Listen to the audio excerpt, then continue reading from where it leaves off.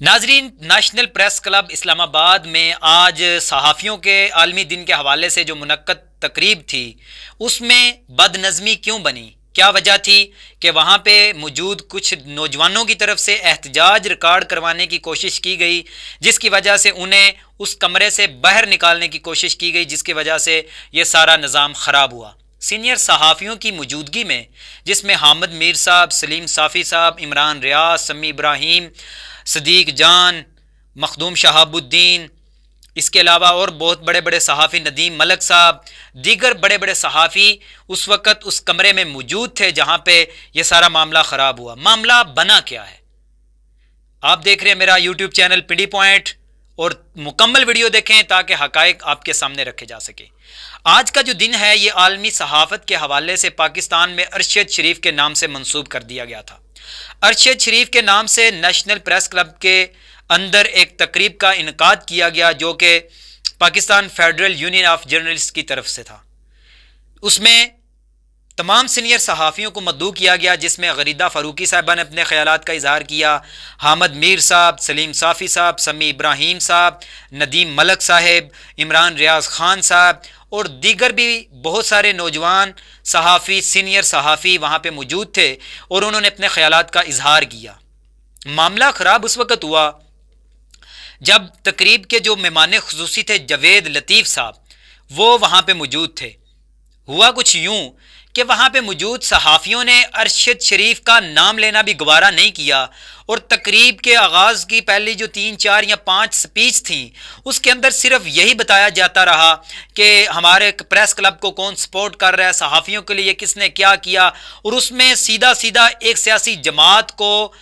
بوانگ دوہل، ایک سیاسی جماعت کو سپورٹ کیا جا رہا تھا یا اس کا چرچا کرنے کی کوشش کی جا رہی تھی، جس پہ ایک نوجوان صحافی انہوں نے کھڑے ہو کے احتجاج کیا کہ آج کا جو ہماری تقریب ہے یہ ارشد شریف کے نام ہے، یہاں پہ ارشد شریف کے حوالے سے کوئی بات نہیں ہو رہی، یہاں پہ تو آپ صرف ان کے جو شہید کرنے والے سہولت کار ہیں آپ ان کو سپورٹ کر رہے ہیں۔ ان کی یہ بات کرنا تھی کہ وہاں پہ انہیں وہ جو نوجوان صحافی تھے انہیں کہا گیا کہ آپ تقریب سے باہر چلے جائیں، لیکن انہوں نے وہاں پہ ان کا خوب مقابلہ کیا، احتجاج کیا، اور وہ احتجاج نہ صرف ان نوجوانوں کا تھا بلکہ جتنے بھی ینگ جرنلسٹ ہیں، جتنے بھی ارشد بھائی سے محبت رکھنے والے ہیں، ان سب کی طرف سے یہ نمائندگی تھی، سب کے یہی جذبات تھے۔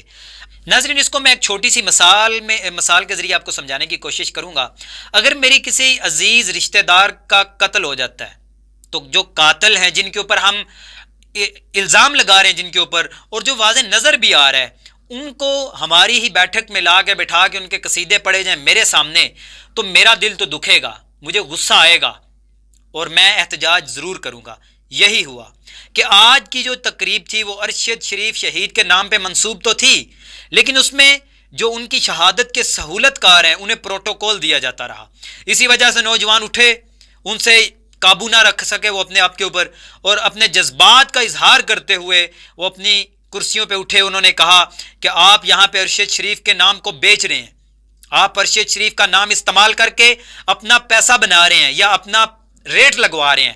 یہاں پہ جب انہوں نے یہ بات کی تو وہاں پہ جو انتظامیہ کی طرف سے ایسے بندے جنہوں نے سہولت کاروں کو مدعو کیا ہوا تھا، انہوں نے انہیں باہر نکالنے کی کوشش کی، لیکن حالات اس وقت بگڑے جب انہیں دھکے دے کے اندر سے باہر نکالنے کی کوشش کی گئی، تو ان کے ساتھ پیچھے موجود جو پہلے مصلحتاً خاموش تھے، جنہوں نے یہ ساری تقریب اپنے خون کے آنسو کے تحت یہ ساری برداشت کی، ان سے نہ رہا گیا۔ انہوں نے کھڑے ہو کے احتجاج کیا، اور وہاں پہ انہوں نے پورا احتجاج ریکارڈ کروایا کہ آپ نے ارشد شریف کے قاتلوں کو یہاں پہ لا کے بٹھایا ہے، جس کی وجہ سے ہمارے دل رنجیدہ ہیں، جن کی وجہ سے ہم افسردہ ہیں۔ اور جاوید لطیف جو ارشد شریف کی شہادت کے بعد تنزیہ ٹویٹ کرتے نظر آتے ہیں، جو ارشد شریف کی شہادت کے بعد ارشد شریف کی شہادت کا مذاق اڑاتا نظر آتا ہے، اس کو اسی تقریب میں ایز اے مہمان خصوصی بلانا جس میں ارشد شریف کے نام سے تقریب رکھی گئی ہو، تو پھر دل تو ہمارے دکھیں گے۔ یہ صرف اسلام آباد کے جو ینگ جرنلسٹ ہیں، جو ینگ صحافی ہیں، جو ڈیجیٹل میڈیا کے نمائندے ہیں، صرف ان کا نہیں، یہ پورے پاکستان کے جذبات ہیں۔ اس وقت پاکستان میں تقریباً 80% لوگوں نے ارشد شریف کے حق میں پوسٹیں لگا کے یہ اظہار کیا ہے کہ ارشد شریف حق میں تھے. ارشد شریف پاکستانی نوجوانوں کو جگانے کے لیے محنت کر رہے تھے اور انہوں نے جو چیزیں سامنے لائیں اس سے پہلے کوئی نہیں لا سکا. ارشد شریف نے نہ صرف حق اور سچ کی بات کی ہے بلکہ نوجوانوں کو جگانے کے لیے انہوں نے حق سچ دنیا کے سامنے رکھا ہے. تو آپ کیسے ان کے قاتلوں کو لا کے ہمارے اوپر مسلط کر سکتے ہیں یا ان سے آپ سپیچ کروائیں گے؟ یہ کیسا ہوا کہ قاتل وہی ہے جو ہمیں بتا رہا ہے کہ آپ کا قتل ہونے والا کیسے قتل ہوا ہے؟ ہمیں تشویش ہے اس بات کی. لیکن جن دوستوں نے رضوان گلزئی جنہوں نے وہاں پہ کھڑے ہو کے احتجاج ریکارڈ کروایا، ان کے ساتھ دوسرے بھائی ان کا نام نہیں مجھے پتا، لیکن احتجاج ریکارڈ کروانے والے جو دوست ہیں وہ داد کے مستحق ہیں کہ آپ نے نہ صرف صحافیوں کی بلکہ پاکستان میں 80% ارشد شریف سے محبت کرنے والے انسانوں کی ترجمانی کی ہے، ان کے جذبات کی ترجمانی کی ہے. لیکن آج کی تقریب کے اندر صحافیوں کی اگر بات کی جائے، تمام سینئر صحافی وہاں پہ موجود تھے، سب کی طرف سے یہی کہا گیا کہ ہمیں اکٹھا ہونا چاہیے، ہمیں اکٹھا ہونا چاہیے، ہمیں صحافیوں کے حقوق کے لیے اکٹھا ہونا چاہیے. ابھی تک پاکستان کے اندر 150 سے زیادہ صحافی شہید ہو چکے ہیں مختلف واقعات کے اندر، جنہیں ٹارگٹ کلنگ کیا گیا ہے، جنہیں صحافی جو حق اور سچ کی آواز بلند کرتے ہیں انہیں اس پاداش میں موت کے پاتال میں اتار دیا گیا. لیکن ابھی تک پاکستان میں صرف 2 لوگوں کو انصاف ملا ہے، باقی صحافیوں کو انصاف کون دلوائے گا؟ ارشد شریف کے جو شہید ہونے کے بعد ارشد شریف کی والدہ کی طرف سے جو FIR درج کروائی جا رہی تھی، اس میں جن کا وہ نام لکھوانا چاہ رہے تھے ان کا نام کون نہیں لکھ رہا؟ سب کو پتا ہے.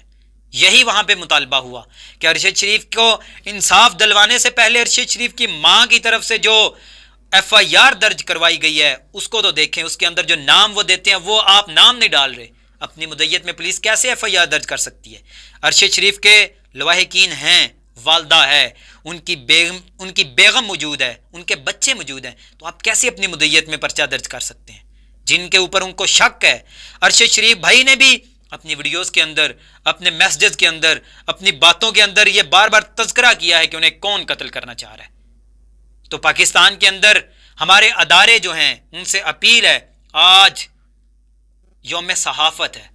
تو ایک صحافی جس نے نہ صرف نوجوانوں کے لیے، بچوں کے لیے، بوڑھوں کے لیے بلکہ پاکستان کے لیے کام کرتے ہوئے اپنی جان دی ہے اور اتنی بے دردی سے جان دی ہے کہ پاکستان کے اندر اس کا جینا محال کر دیا گیا. دبئی گئے، وہاں کی انتظامیہ سے کہا گیا کہ اسے دبئی سے نکال لیں.